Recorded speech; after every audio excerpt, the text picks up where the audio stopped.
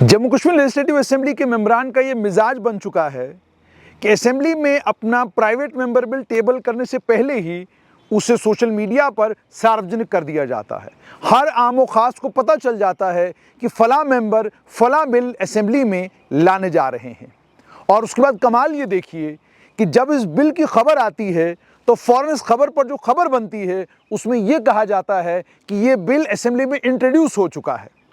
दोनों चीज़ें गलत हैं। पहली बात तो ये कि जम्मू कश्मीर लेजिस्लेटिव असेंबली के स्पीकर अब्दुल रहीम राथर ने इस मामले का नोटिस ले लिया है और नोटिस लेकर ऑलरेडी एक बार मेंबरान को ये बात बता चुके हैं कि मेहरबानी करके आप अपने बिलों को असेंबली में टेबल करने से पहले पब्लिक न किया करें। लेकिन उसके बावजूद मिजाजन मेंबरान अपने बिल पब्लिक डोमेन में डाल देते हैं और पब्लिक डोमेन में डालने का मकसद इन बिलों का ये होता है कि लोगों को पता चल जाए कि फला मेंबर ने बिल लाया है। 3 दिन है गवर्नमेंट बिजनेस के लिए, इन 3 दिनों में ये प्राइवेट मेंबर बिल भी आएंगे और 50 से ज़ायद प्राइवेट मेंबर बिल हैं और इन 50 प्राइवेट मेंबर बिल पहले ये इंट्रोड्यूस होंगे। इंट्रोडक्शन के बाद ये देखना होगा हुकूमत इनको अपोज करती है या हुकूमत कहती है कि ठीक है जी, अगर इन्होंने बिल लाया है हम इस बिल को अपोज नहीं करेंगे। हुकूमत अपनी तरफ से एक बिल लाएगी तो मामला वहीं पर ख़त्म हो जाएगा। लेकिन अगर सरकार इन बिलों को अपोज करती है तो फिर उस बिल पर वोट होगा और वोट से तय होगा कि वो बिल क्या जम्मू कश्मीर हुकूमत के पास जाएगा या वो बिल वहीं पर ख़त्म हो जाएगा। तो मामला असल में ये है, शराब पर पाबंदी, नशे पर पाबंदी, गुटखा, बीड़ी, पान, इन तमाम चीज़ों पर पाबंदी की बात कोई नई नहीं है। साल 2025 में भी यही लेजिस्लेटर्स थे, इन्हीं लेजिस्लेटर्स में से कई लेजिस्लेटर्स ने यही बिल लाया था और बिल था शराब पर पाबंदी का।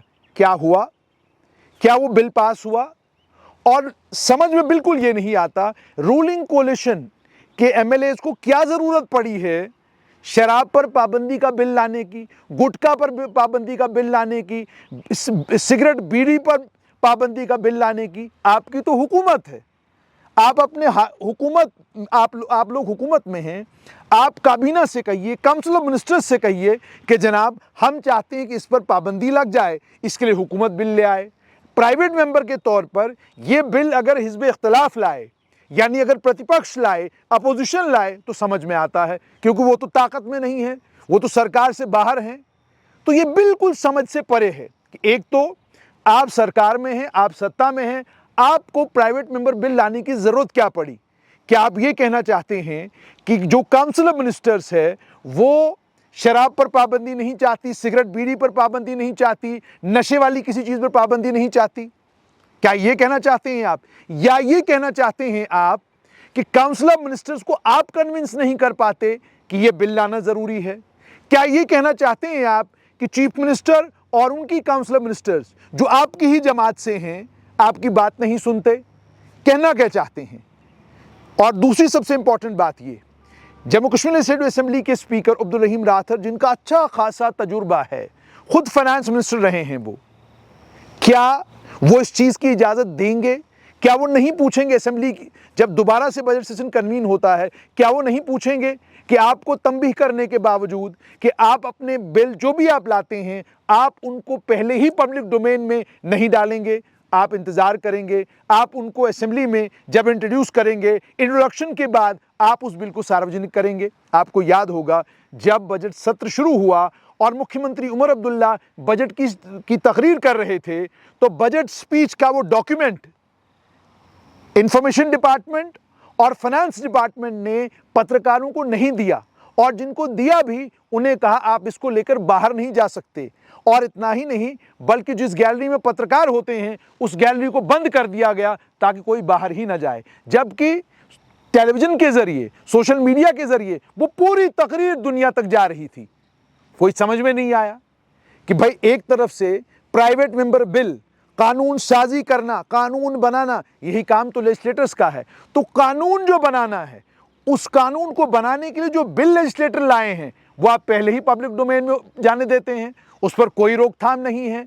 वहाँ आपको नहीं लगता कि लेजिस्लेटिव बिजनेस जो लेजिस्लेटर का असली काम है वो पब्लिक डोमेन में है, जबकि वो अभी असेंबली में आया ही नहीं। और ये भी पता नहीं कि क्या ये बिल जिस दिन इनकी जिस दिन डेट होगी इन बिलों को टेकअप करने की, क्या ये इंट्रोड्यूस हो भी पाएंगे कि नहीं? क्या पता वक्त ना मिले और ये बिल ही इंट्रोड्यूस ना हो पाए, तो उससे पहले ही वावेला, उससे पहले ही शोर क्यों? और वहीं पर बड़ी ज़बरदस्त ज़रूरत है कि मुख्यमंत्री उमर अब्दुल्ला और उनकी काउंसिल ऑफ मिनिस्टर्स बैठकर अपने एमएलए से बातचीत करें और उनसे ये पूछें कि खुदारा ये बताइए, आप आप साहिब इक़्तिदार हैं, आप कुर्सी पर बैठे हैं, आप हुकूमत में हैं, आपको ये प्राइवेट मेंबर बिल लाने की ज़रूरत क्यों पड़ी? भाई, एक पार्टी का कोई डिसिप्लिन है, पार्टी एक मैनिफेस्टो तैयार करती है, पार्टी की कोई पॉलिसी, कोई प्रोग्राम रहता है, आपको चीफ मिनिस्टर से मुलाकात करने के हज़ारों मौके मिलते हैं, आपको काउंसिल ऑफ मिनिस्टर्स के मंत्रियों से मुलाकात करने के मौके बड़े मिलते हैं और बड़े सारे आपके फ़ोटो सोशल मीडिया पर वायरल हैं। जब ये स्थिति है तो इसके बीच में ये बिल लाना और इस बिल को लाने के बाद इसको असेंबली में टेबल करने से पहले ही सार्वजनिक करना, और ये फिर समझ से परे है। और इस पर स्पीकर लेजिस्लेटिव असेंबली अब्दुल रहीम राठौर, सेक्रेटरी लेजिस्लेटिव असेंबली, उनकी खामोशी समझ से परे है। क्यों ऐसा करते हैं आप? यानी अगर बजट या कोई भी डॉक्यूमेंट जो सरकार लेकर है on the floor of the house, उसका सार्वजनिक होना उसके ले करने से पहले सही नहीं है, तो फिर बताइए जो असली बिजनेस है लेजिस्लेटर्स का वो पब्लिक हो रहा है और आप खामोश हैं, ये समझ से परे है। इसमें से साफ समझ में आता है ये बिल जो आप लाए हैं, अगर इसका मकसद वाकई आप सीरियस हैं शराब पर पाबंदी को लेकर, तो आपको बिल लाने की जरूरत, हुकूमत को कहिए ना, हो हाकिम, हुकूमत तो आपकी अपनी है।